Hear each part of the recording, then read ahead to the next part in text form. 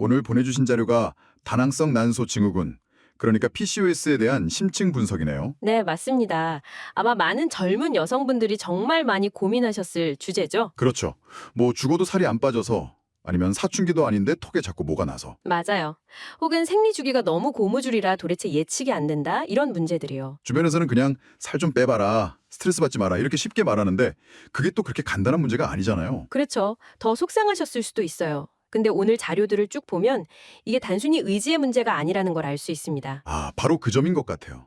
자료 첫 표율이 문장이 아주 강렬하거든요. 어떤 문장이죠? PCOS, 단순한 난소의 문제가 아닙니다. 전신 대사의 문제입니다. 라고 딱 단언하고 있어요. 네, 핵심을 짚은 문장이네요. 사실 PCOS라고 하면 보통 다들 산부인과 문제라고만 생각하는데 대사 문제라니 이건 뭐 거의 관점을 완전히 바꾸라는 얘기처럼 들리는데요. 맞습니다. 오늘 바로 그 전신 대사라는 키워드를 붙잡고 이 지긋지긋한 증상들의 진짜 뿌리가 뭔지, 그리고 어떻게 해야 내 몸의 통제권을 다시 찾을 수 있을지 한번 깊이 파헤쳐 보시죠. 좋습니다. 자료에 있는 그 빙산 그림으로 시작하면 아주 이해가 쉬울 것 같아요. 아, 네, 그 빙산 그림이요. 우리가 보통 겪는 생리불순, 여드름, 체중 증가 같은 것들은 사실 물 위에 살짝 드러난 빙산의 일각에 불과하다는 거죠. 정말 작은 부분이네요. 네, 진짜 중요한 건 그 물 아래에 거대하게 숨어있는 몸통, 즉 근본 원인인데 자료에서는 그 정체를 바로 인슐린 저항성이라고 지목하고 있습니다. 인슐린 저항성이요? 인슐린은 보통 당뇨병 얘기할 때 나오는 거 아닌가요? 네, 맞아요. 이게 어떻게 난소 문제랑 바로 연결이 되는 거죠? 그럼 제가 애초에 갔어야 할 곳이 산부인과가 아니라 내분비 내과였나 이런 생각도 드는데요. 아주 날카로운 질문이에요. 실제로 그 두 가지가 정말 깊게 연관되어 있거든요. 아, 정말요? 그래서 PCOS를 그냥 산부인과 질환이 아니라 내분비 대사 질환으로 보는 게 이 자료의 핵심 관점입니다. 그리고 모든 문제의 시작점이자 주된 동력이 바로 인슐린 저항성인 거고요. 그렇군요. 통계를 보면 이게 더 명확해져요. 자료에 따르면 PCOS를 겪는 여성의 한 50%에서 많게는 80%가 인슐린 저항성을 가지고 있다고 합니다. 80%요? 와, 거의 대부분이 해당된다는 거네요. 그렇죠. 그리고 여기서 진짜 중요한 사실이 하나 더 있어요. 이게 단순히 뚱뚱한 사람한테만 해당되는 게 아니라는 거예요. 아, 비만이랑은 상관이 없는 건가요? 네, 마른 체형이라도 인슐린 저항성은 나타날 수 있는, 그러니까 체중과는 완전히 독립적인 병리 현상이라는 거죠. 인슐린 저항성. 이 말이 사실 좀 어렵게 들릴 수 있는데 자료에 나온 비율을 따라가 보면 좀 쉬울 것 같아요. 네, 그 문과 열쇠 비유 말씀이시죠? 맞아요. 우리 몸의 세포를 문, 그리고 인슐린을 열쇠라고 생각해 보는 거죠. 그렇죠. 우리가 음식을 먹으면 포도당이라는 에너지가 생기는데 이 인슐린 열쇠가 세포의 문을 꽉 열어서 포도당을 안으로 쏙 넣어주는 역할을 하고요. 그게 정상적인 상황인 거고. 네, 그런데 인슐린 저항성이 생기면 이 열쇠 구멍이 뭐 녹슬거나 꽉 막혀버린 것처럼 문이 잘 안 열리게 돼요. 열쇠는 있는데 문이 꼼짝도 안 하는 거죠. 문이 안 열리니까 세포는 굶주리고 혈액 속에는 갈 곳 없는 포도당이 막 떠다니겠네요. 그럼 우리 몸은 이걸 어떻게 해결하려고 해요? 우리 몸의 췌장은 아주 단순하게 생각해요. 문이 왜 안 열리지? 아, 열쇠가 부족한가 보다. 이렇게요. 아, 착각을 하는 거군요. 네. 그래서 어떻게든 문을 열려고 필사적으로 더 많은 열쇠, 즉 인슐린을 쥐어짜내기 시작합니다. 그래서 혈액 속에 필요 이상으로 인슐린이 넘쳐나는 상태. 이걸 보상성 고인슐린 혈증이라고 부르는 거죠. 그렇군요. 열쇠 한두 개면 될 일을 문이 고장나니까 막 수백 개를 쏟아붓고 있는 그런 상황이네요. 바로 그 지점에서 아주 기묘하고 역설적인 현상이 발생합니다. 자료에서는 이걸 난소의 역설이라고 부르는데 정말 흥미로운 개념이에요. 난소의 역설이요? 네, 바로 선택적 인슐린 저항성이라는 현상 때문인데요. 우리 몸의 근육이나 간 같은 대부분의 기관들은 넘쳐나는 인슐린을 거부하면서 문을 닫아버리는데 네. 유독 난소만큼은 그 많은 인슐린에 아주 과민하게 반응을 하는 거예요. 잠깐만요. 그게 말이 돼요? 온 몸이 인슐린을 거부하는데 왜 난소 혼자서만 그걸 다 받아준다는 거죠? 그렇죠.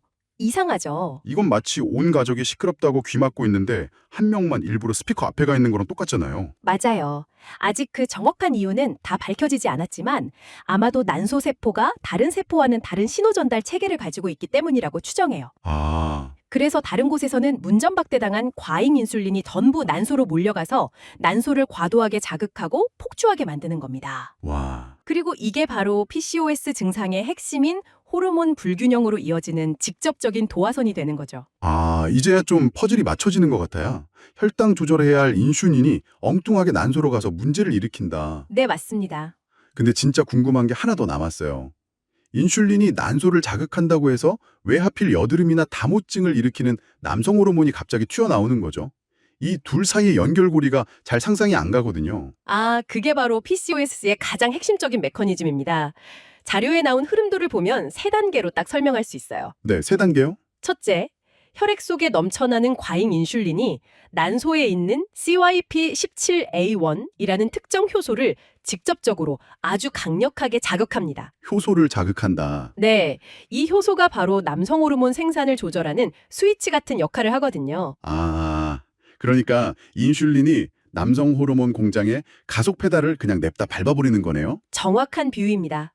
그래서 두 번째 단계로 이 효소가 과하게 활성화되면서 남성 호르몬, 즉 테스토스테론 생성이 폭발적으로 증가하게 되는 거죠. 그게 피부에서는 여드름을 만들고 원치 않는 털을 자라게 하고요. 맞습니다. 근데 이게 끝이 아니에요. 인슐린이 여기서 한 가지 악행을 더 저지릅니다. 뭔가요? 생산량 늘리는 걸로도 모자라요. 네, 세 번째 단계로 이 과잉 인슐린이 동시에 우리 간에서 만들어지는 성호르몬 결합 글로불린, 줄여서 SHBG의 생성을 억제해요. SHBG요. 그건 뭐죠? 그건 혈액 속을 떠다니는 남성 호르몬을 빡 붙잡아서 비활성화시키는 일종의 호르몬 수갑 같은 단백질이에요. 남성 호르몬을 마구잡이로 만들고 다른 쪽에서는 그 호르몬을 제압해야 할 경찰, 즉 수갑의 수를 줄여버리는 거네요. 그렇죠. 생산은 늘리고 방어막은 해제해서 활동성은 더 높이는 최악의 조합인 셈이죠. 정말 이중으로 문제를 일으키는군요. 이 메커니즘을 이해하면 저는 말랐는데 왜 PCOS일까요? 라는 질문에 대한 답도 명확해져요. 아, 맞아요. 이건 단순히 살이 쪄서 생기는 문제가 아니라는 거죠. 자료에 따르면 마른 체형 PCOS 환자의 약 75%에서도 이런 내재적 인슐린 저항성이 발견된다고 합니다. 인슐린 신호체계 자체에 결함이 있을 수 있다는 뜻이에요. 결국 체형이랑 상관없이 근본 원인은 같을 수 있다 이 말씀이시군요. 네. 그럼 이 숨겨진 인슐린 저항성을 어떻게 정확히 찾아낼 수 있을까요? 자료에 공복 혈당만 믿지 마세요라는 문구가 굉장히 눈에 띄는데 이게 무슨 뜻이죠? 보통 건강검진에서 공복 혈당 정상이면 안심하잖아요. 그게 바로 PCOS 진단의 가장 큰 함정 중 하나입니다. 함정이요? 네. 공복 상태에서는 우리 몸이 어떻게든 혈당을 정상으로 유지하고 있어서 문제가 잘 안 드러나는 경우가 많아요. 하지만 식사를 하고 난 뒤, 즉 혈당이 올라가는 부하가 걸렸을 때 그때 인슐린이 얼마나 비정상적으로 치솟는지를 봐야 진짜 문제를 알 수 있습니다. 아, 그러니까 평소에는 괜찮은 척하다가 음식이 딱 들어왔을 때 제대로 대처하지 못하는 몸의 반응을 직접 확인해야 한다는 거네요. 맞습니다.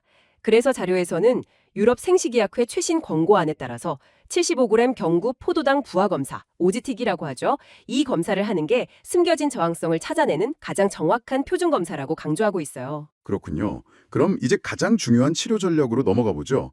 목표는 명확하네요. 이 모든 문제의 원흉인 인슐린 수치를 낮추는 것. 네, 자료에 나온 피라미드를 보면 그 전략이 잘 나와 있죠. 네. 가장 아래 기반이 되는 레벨 1이 생활 습관, 그 위가 약물, 가장 위가 보조요법 이렇게요. 그렇죠. 모든 치료는 가장 근본적이고 안전한 방법부터 시작해야 한다는 원칙을 보여주는 거죠. 가장 중요한 기반, 식단부터 보면 칼로리가 아니라 혈당 스파이크에 집중하라는 메시지가 핵심입니다. 솔직히 이 부분이 가장 와닿으면서도 가장 어려울 것 같아요. 무작정 굶는 게 아니라 인슐린을 자극하지 않는 식사를 하라는 거잖아요. 네, 맞아요. 자료에 나온 저당지수 식단. 원리는 알겠는데 현실적으로 친구들이랑 떡볶이나 파스타 한번 먹기 힘들어지는 거잖아요. 약간 고립되는 느낌이 들 수도 있고요. 충분히 공감합니다. 그래서 완벽주의를 버리는 게 중요해요. 매 끼니를 현미밥이랑 채소로만 먹을 순 없죠. 그렇죠. 하지만 흰쌀밥, 흰빵, 설탕 든 음료처럼 혈당을 급격히 올리는 건 최대한 피한다는 큰 원칙을 세우고 또 식사 순서를 채소, 단백질, 탄수화물 순으로 먹어서 혈당 스파이크를 좀 완만하게 만드는 것만으로도 정말 큰 도움이 되거든요. 아, 완벽이 아니라 개선을 목표로 하는 거군요. 네. 다음은 운동인데요. 자료에 인슐린 없이 당을 없애는 비밀 통로라는 표현이 정말 솔깃해요. 솔직히 운동하세요라는 말은 너무 당연하고 때로는 좀 무책임하게 들릴 때도 있잖아요. 그렇죠. 근데 이건 뭔가 다른 이야기 같아요. 어떤 원리인가요? 운동하라는 말이 진부하게 들리는 이유는 그 왜를 제대로 설명해주지 않기 때문이죠. 우리 근육은 아주 특별한 능력이 있어요. 운동을 하면 인슐린이라는 열쇠가 없어도 AMPK라는 효소가 활성화되면서 세포의 또 다른 문을 열어버립니다. 와, 비상 통로 같은 거네요. 맞아요. 그 통로를 통해서 혈액 속의 포도당을 직접 끌어다가 에너지로 바로 써버리는 거죠. 와, 인슐린 시스템이 고장났을 때 쓸 수 있는 유일한 우회로네요. 운동이 약이다라는 말이 그냥 하는 소리가 아니었군요. 네. 메커니즘을 들으니까 왜 이게 근본적인 해결책인지 와 닿으시죠? 네, 이제 와닿네요. 처방은 유산소랑 근력을 병행해서 주 150분 이상, 특히 식후에 가볍게 걷는 게 그렇게 좋다고요. 그렇습니다. 이렇게 식단과 운동이라는 가장 강력한 기반을 다진 후에 필요하다면 피라미드의 두 번째 단계인 약물 치료를 고려해 볼 수 있습니다. 1차 치료제는 메트포르민이죠. 아, 그 당뇨약으로 유명한 약이요. PCOS에도 쓰이는군요. 근데 제가 듣기로는 메트포르민이 위장장애 같은 부작용이 꽤 있다고 하던데요. 네, 아주 중요한 포인트입니다. 초기에 메스가움이나 설사 같은 부작용이 나타날 수 있지만 대부분 저용량으로 시작해서 서서히 늘리고 식사 직후에 복용하면 많이 괜찮아져요. 아, 그렇군요. 메트포르민은 간에서 당 생성을 억제하고 근육의 인슐린 감수성을 높여주는 아주 효과적인 약물이고요. 특히 임신 준비 중에도 사용 가능할 만큼 안전성이 입증된 1차 치료제입니다. 그럼 요즘 정말 핫한 삭센다나 위고비 같은 GLP-1 주사제는 어떤가요? SNS 보면 거의 기적의 다이어트 약처럼 불리던데 이게 PCOS에도 강력한 게임 체인저가 될 수 있을까요? 확실히 메트포르민보다 강력한 체중 감량이나 대사 개선 효과를 보이는 건 사실입니다. 하지만 빛이 강하면 그림자도 짙죠. 그림자라 함은. 우선 비용이 매우 비싸고 위장관계 부작용도 더 심할 수 있어요. 그리고 가장 큰 문제는 약을 중단했을 때 찾아오는 요요 현상이고요. 이건 평생 맞아야 할 수도 있다는 의미라 신중하게 접근해야 합니다. 아, 반드시 의사와 충분히 상의해야 할 문제군요. 네, 맞습니다. 알겠습니다. 마지막으로 피라미드 꼭대기 보조요법으로 이노시톨이 있네요. 여기엔 비율이 생명이다 라고 정말 크게 써 있어요. 네, 맞아요. 시중에 이노시톨 영양제가 정말 많은데 다 똑같은 게 아니거든요. 그런가요? 전혀 다릅니다. 이노시톨은 인슐린 신호 전달을 돕는 물질인데 PCOS 환자의 난소에는 특히 마이오이노시톨, 즉 MI가 부족하고 디키로이노시톨, DCI는 과잉인 불균형 상태가 나타나요. 아, 그 균형을 맞춰주는 거군요. 네, 그래서 가장 중요한 게 바로 그 황금 비율입니다. 자료에 따르면 미오이노시톨, MI, 대디키로이노시톨, DCI 비율이 40.1인 제품을 골라야 한다는 거군요. 정확합니다. 우리 몸의 정상적인 비율이 40.1이기 때문이죠.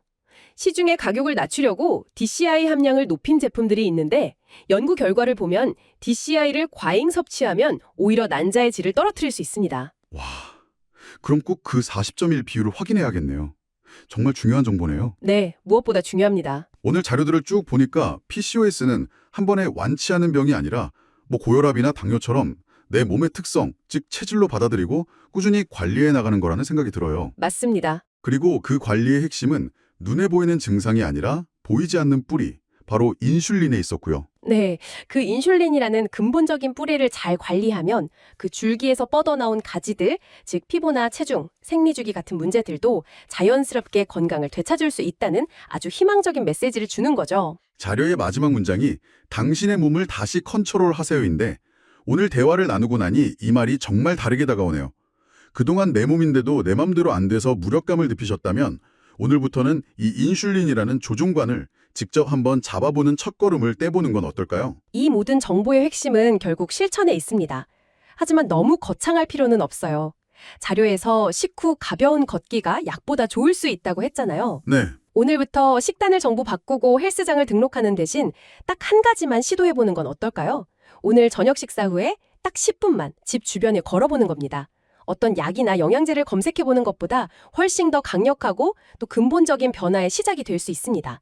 그렇게 내 몸에 긍정적인 변화를 직접 만들어 나가는 그 주도권을 되찾으시길 바랍니다.